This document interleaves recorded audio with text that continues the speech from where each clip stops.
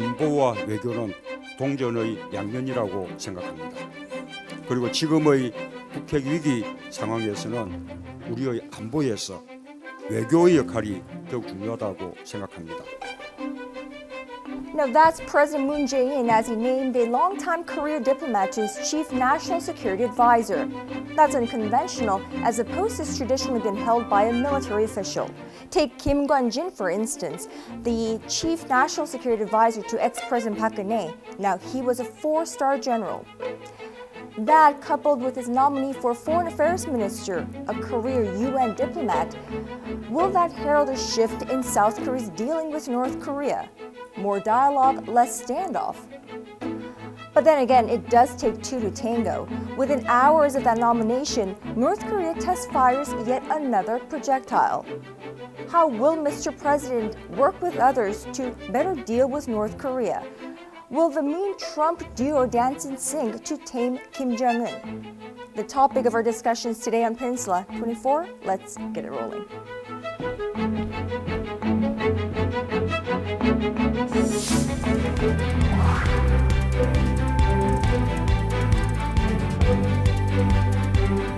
And joining me in the studio now is, of course, our very own Dr. Kim Chang-su.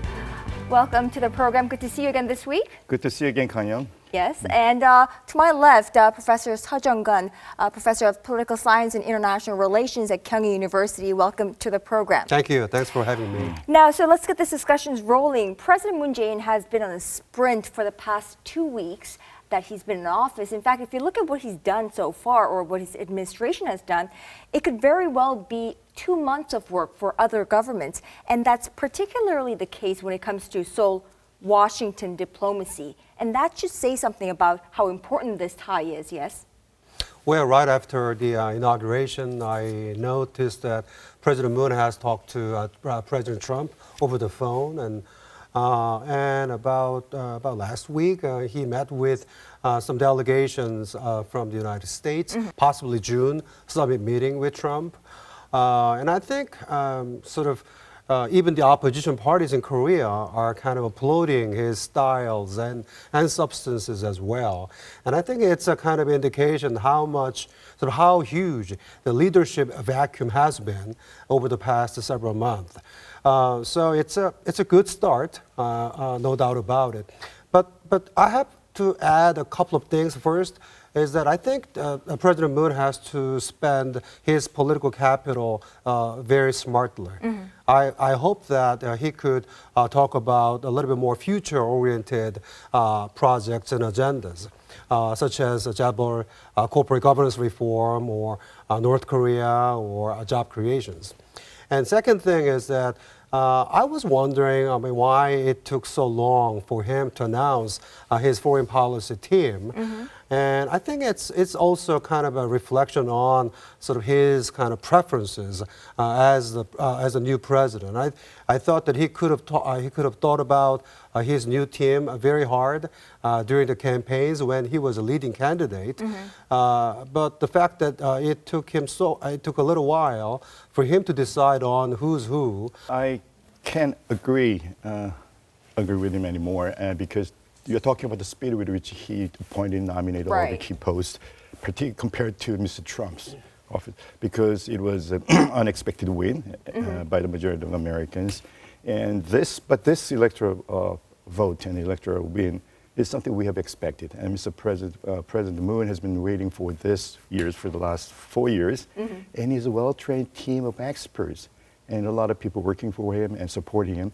That's why, even though it took him a week or two, but relatively short, because he has no transition team, but he had enough pull to choose a lot of the best qualified people from. So I think this is a kind of his talent with which he can nominate and appoint good, top quality people. And there was no lack of talented people in his team, as a matter of fact. And to fill the vacancy that had been created for the last 6 months. Right. By a kind of caretaker government. So by this standard, if you look at from this perspective, it was not too late, even though it took him like 2 weeks to nominate and appoint the key posts. Right. And I think when you look at the security nominations, foreign policy nominations, you can kind of see a lineup, a teamwork. So it's not an individual appointment of each minister nominee or each security policy advisor, but it's more of a complementing. They complement one another, and I think that's what we can see there with his unconventional nominations. Did you two gentlemen have takes on that as well? We have a good balanced sort of talents in his foreign policy team and lineup, and there's no doubt about it. And some first female foreign affairs minister nominee, and some very well-connected person such as Mr. Hong Seok-hyun as a special advisor. I mean, because Mr. Hong Seok-hyun is a good person to talk to the U.S. side.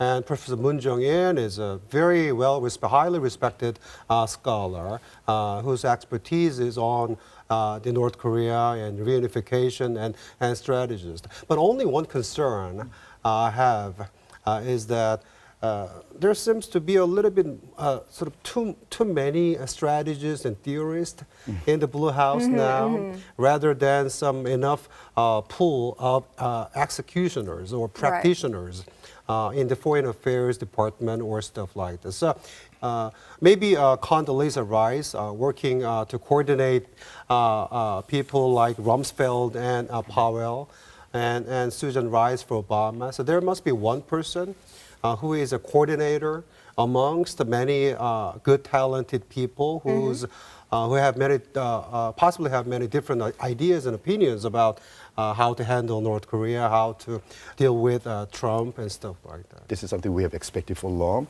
and he made actually very clear. I'm going to be a new leadership to bring in a new Korea in which all people, regardless of gender, age, and education, will be treated equal. And I'm going to choose the best qualified people for the positions, key positions. And also, that's why he nominated including the woman, foreign minister. I'm sure he's going to expect more women, highly qualified women to a very important post. So this is a new type of leadership and getting close to the people and getting to the media as a matter of fact, because this is something he has long vowed that if I'm the president, I'm going to bring a new Korea. That means I'm going to correct what he called the old bad practice of the past and bring a new Korea that is in which everybody will be treated equally depending on the quality and devotion to the country. So I think that's actually he kept his own promises, campaign promises. So I will be this leader for the new Korea. Right. I mean, so you spoke about Hong Seok-hyun, his special envoy to the U.S., and now he's the presidential special advisor on reunification, foreign policy, and diplomacy security. His visit to the U.S., what are some substantial factors that he brought back in your view? Well, I mean, first of all, I have to say that it was an excellent choice.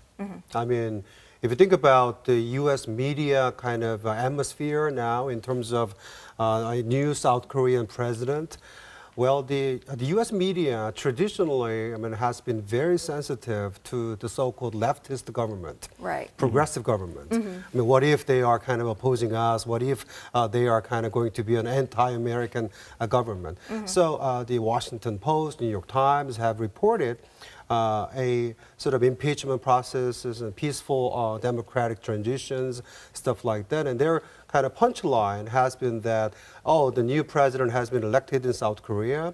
He won the elections in landslide manner.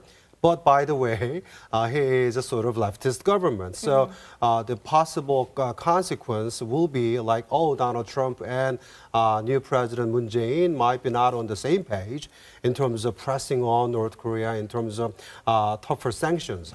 So in that situation, now they are seeing a new sort of special envoy appointed by the President Moon, whose face is very familiar. Mr. Hong Seok-hyun, former president of JTBC. He was also former ambassador to the United States. So he has a very well connected kind of network. And one good thing he has done during his special envoy work was to meet with not only Trump people, but also with people in Congress as well. So he met with Senator John McCain. Right. So during that meeting, John McCain has confirmed that, well, THAAD will be paid by the United States. Of course, that's not kind of formal or kind of It was very sort of casually touched upon. I Exactly, heard. exactly. So, I mean, we can sense he's kind of, John McCain's a traditional Republican, I mean, the long-standing U.S. positions in terms of U.S.-Korea alliances. So not just Trump, but also McCain and Heritage and CSIS and interview with the Washington Post. It's kind of well-rounded contacts with people in the United States. That's a kind of fantastic job. Well, but regardless of all, within hours of President Moon Jae-in's appointment of new personnel, North Korea went off and fired yet another projectile. It was the second in the short term for Moon Jae-in. That's so right. in the second one in 2 weeks or so. What can we make out of this? I mean, is Kim Jong-un trying to test out the Moon Jae-in administration, or is he trying to influence or kind of take the table when Moon Jae-in and Donald Trump meet later on at the end of June? That's what we're forecasting. I think both. Because definitely this is a card for North Korea. They have raised the ante, of course. And one thing that we have to really should remember is they are doing all this kind of sophistication of weapons, like nuclear weapons and ballistic missiles, on their own schedule. They have their own timeline and also roadmaps. So whatever we take, whether sanctions or pressures or any signs of negotiation with North Korea, they will definitely go on to the final stage of this kind of very highly sophisticated weapons, both nuclear and missiles. And until they get 100% sure that we will definitely defend our own country and our regime, they will not give up its kind of efforts. So while we are sending all kinds of new signs to Korea, they are actually paying to this kind of new moves, but also they will not give up their own roadmap for the sophistication of the nuclear weapons and, more importantly, missiles that might target the United States. Right, mainland U.S. That's right. And North Korea, I think, Dr. Kim, you're an advocate of North Korea keeping its own schedule and really sticking to its own timetable than being affected by any other external factors. Yeah. And not surprisingly, the very first summit talks that President Moon Jae-in will have is with U.S. President Donald Trump. And I think they will talk about various different issues, but with a more focus on North Korea's nuclear issue. So I think we could now talk to someone on the ground with more expertise on this field. Joining us now on Skype is Sumi Terry. She is now the managing director for Bauer Group Asia. She is a former analyst, senior analyst for the CIA, and Sumi Terry has also advised both U.S. presidents, both Democratic and Republican. So let's link up with her. Hi, Sue. Good to see you again. Thank you for having me on.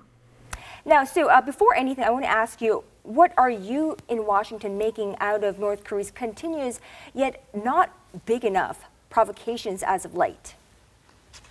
Well, as you know, Kim Jong-un is bent on really perfecting his nuclear arsenal with a goal to achieve a capability to be able to hit mainland United States with nuclear-tipped warhead with intercontinental ballistic missile that could hit mainland United States. And to this goal, every single time he tests these missiles, he's getting closer to achieving this goal, which he sees is the ultimate deterrent against the United States. And of course, this is very destabilizing to the region. Right, and of course, like we said, there will be a Moon-Trump bilateral summit, the first of its kind, taking place in Washington, D.C., end of June. What kind of issues do we expect to take center stage between Presidents Moon and Trump, and what are some key observation points that we should be on the lookout for when we're watching the Seoul-Washington summit unfold? Well, I do have concerns that there's going to be a potential daylight emerging between Washington and Seoul, particularly in terms of North Korea policy. But I do sincerely hope that Mr. Trump and Mr. Moon hit it off, because it's very important Obviously, it's always important for two leaders to have a connection, but I think this is particularly more important under the Trump administration because Mr. Trump is known to value personal relationships, relationship building, chemistry, rapport. So I think it's very critical for President Moon to go to Washington and try to really establish a connection with Mr. Trump more than anything else at this stage. Right, chemistry it is. So thank you, Sumi Terry, former CIA senior analyst for CIA, and right now currently the managing director for Bauer Group Asia. Thank you, Sue. We appreciate it. So as Sumi Terry just said, I think more than anything, it's really the chemistry between these two individuals. I mean, they are the heads of state, but at the same time, they are individuals with certain characters, and it's the chemistry between them that will actually, pave the way for the longer road ahead for the South Korea-U.S. relations. What kind do we expect Moon-Trump duo to dance in sync, if you will? We have to understand that Mr. Trump is a very unconventional president. Oh, tell us about it. Everybody knows about it, right? So it's maybe, so now it's kind of the media kind of a report about like comparing Xi Jinping and Abe with Mr. Moon's trip. So kind of what kind of chemistry Mr. Moon would create with Trump. I mean, I think we have to, I would love to say that maybe we can take it a little bit natural if both the presidents show some kind of differences or disagreements down the road. Even Donald Trump's mention about $1 billion THAAD payment, it was a kind of shocking sort of remarks to even conservative groups in Korea as well. And I think it reminds us that, maybe Korea-U.S. mutual defense agreements is not necessarily solving every single problem on the Korean Peninsula. Maybe we have to think about Korea first, if they want America first.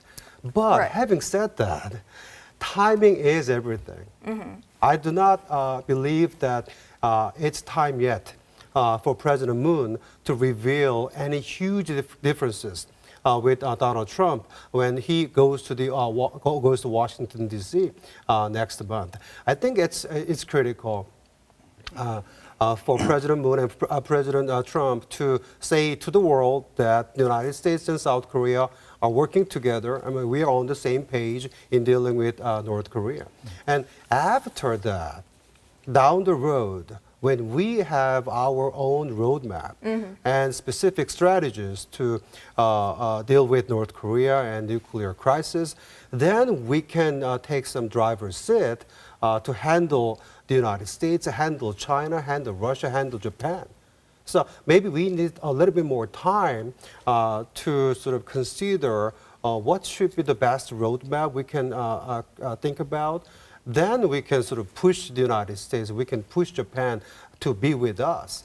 Right. I suppose this really should serve as an occasion for South Korean President Moon Jae-in to say, whoa, whoa, whoa, hold that military strike because, we're here, South Koreans. You might want to rethink that and we can work towards the same goal together in a way that avoids military strike. Yes, the fact that we have a very common denominator, that is North Korean threats, is the greater force that really unites the United States and South Korea. Otherwise, we have a lot of struggle and problem between the two countries. But ironically, North Korean threats actually united us, United States and South Korea. So at the first summit meeting, they're going to basically talk about the North Korean missile threats, including all kinds of options, military and diplomatic and economic sanctions, of course, to that. And in addition to that, you're talking about actually solving the North Korean nuclear WMD issues. We often say solving the North Korean nuclear issues. What do you mean by the solving the issues? Can you solve it in any time soon, or will it take maybe 20, 30 years? So some people suggest to me, instead of solving the North Korean threat, we'd better use managing the North Korean problem, because we have to live with North Korean problem, maybe probably beginning with a freeze and moratorium, and eventually denuclearization of North Korean WMDs, no question about that. So we have to find a way how we're going to proceed with these living and managing with North Korean threats. On the other hand, but also we are going to propose our own intention that we want to live peaceful. We are not thinking about military strikes. We are actually thinking about helping you out of your chaos. So let's talk, let's negotiate. So this is a very complicated two-way, maybe multi-dimensional kind of a negotiation vis-a-vis North Korea. And we are actually in accord with the United States and also increasing with China as well, because one common denominator is increasing North Korean threats. No question about that. So solving, and Dr. Kim's point is well taken. Solving versus managing. Solving should be our goal. Actually, denuclearization on the Korean Peninsula. Managing should be the reality, such as the nuclear freeze. So kind of short-term, mid-term, long-term goals to be achieved. So that's why we need to make a sort of very well-organized, well-orchestrated roadmap. I mean, that's the only way we can take a driver's seat, not a back seat. Right. Yeah, that's a tremendous reminder that we have all kinds of troubles and problems in South Korea and the United States over whether we have to temporarily satisfy with the freeze of nuclear capabilities of the North Korea, or we have to just skip the process and finally coming to the final point of denuclearization. But now they have given the new chances to look at what we mean by freeze and moratorium and denuclearization.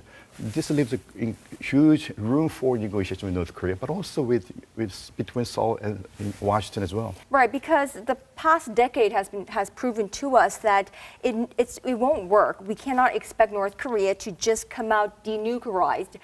We really need to manage North Korea like diabetes. We live with diabetes. Sure. We manage the disease and then work towards, I suppose, final cure. And final cure here in this case will be denuclearization. But despite all, I think it's really the Goliath, the North Korea's nuclear issue that will, I guess, be the bonding factor between the two leaders at this point, so that we work towards the same goal of having a nuclear-free Korean Peninsula, nuclear-free, I suppose, Northeast Asia and the world. That's right. Even though I'm not privy to what's going on between the two governments, and I have no access to this security or anything. But one thing I'm sure that what will really top the agenda for the summit talks will be North Korean meetings. How we are going to live with North Korean nuclear threats and missile threats even more importantly. You made a very interesting analogy of diabetes, because with diabetes you have to manage your diets and medication as well, and some practice and exercise as well. That way you can live actually longer than otherwise you just, So this is a very interesting and very useful analogy that, like the diabetes, we have a problem in the north, and they are actually defending their own countries. So we have to understand them, but while we are, making our best efforts to deter as much as possible, we are also kind of think about the giving kind of a way out of this chaos in the north. That way, it'll be the win-win strategy for both the United States and South Korea, and also for the North Korea as well. So my point is, your analogy of diabetes is very interesting. And actually, we are living with all kinds of malaise and problems. So, resolution of any of this kind of once and for all is almost impossible. That's not pragmatic in our lives. We're living with all these kind of problems, illnesses and malaise, but slowly recovering from them, and even actually, embellishing our lives and staying longer and living in a much more beautiful life. So that kind of analogy should be applied to our relationship with North and South Korea, but also our relationship with the United States as well. We have to understand that when it comes to the sub-meetings upcoming in June or July, we have to remember that this is the first meeting, not the final meeting. Sure. So President Moon was just sworn in, and President Trump has passed just about 100 days, 120 days or so. So we have a sort of more days left down the road. So I think what's critical for this first ever summit meeting between Moon and Trump is to show the world that, we're on the same page. I'm keeping saying that, but good gestures and nice pictures. But at the same time, my thought is, my takeaway is always like the best response to Trump administration is kind of delaying the game, not instant responses. I agree. Rather, talking directly to the agendas raised by the Trump administration. I hope that President Moon is going to have some good tour of Washington, D.C., just like what Mr. Hong Seok-hyun did, meeting with even Democratic senators. So we have to sort of Pace ourselves. have some kind of long view about what's going to happen in Washington, D.C. Right. So it's really, I think, two very new presidents in office for both South Korea and the U.S. And the first meeting, and they have more days ahead, so they have full 4 or 5 years to work with one another. So this very first meeting is very important. And you know, in a blind date, you can never have a second first impression, and first impression lasts. So Sure. hopefully the South Korea-U.S. meeting will be a very interesting and a very nice segue into a long relationship ahead for both of them. That's right. Thank you two gentlemen for this exciting talks today. And I think really the South Korea-U.S. relations, there are a plethora of things to talk about. You know, once we touch upon THAAD, FTA, it's just going to be opening a can of worms. And I'm sure we will have another opportunity to discuss all of this before the summit talks in end of June. Absolutely. All right. Well, thank you too very much for coming in. And I'd like to thank all of you as well for staying throughout. And we will be back next week, because if it's midway through the week, remember it's Peninsula 24. And if you want to find out what's happening in and around the Korean Peninsula, tune into Peninsula 24.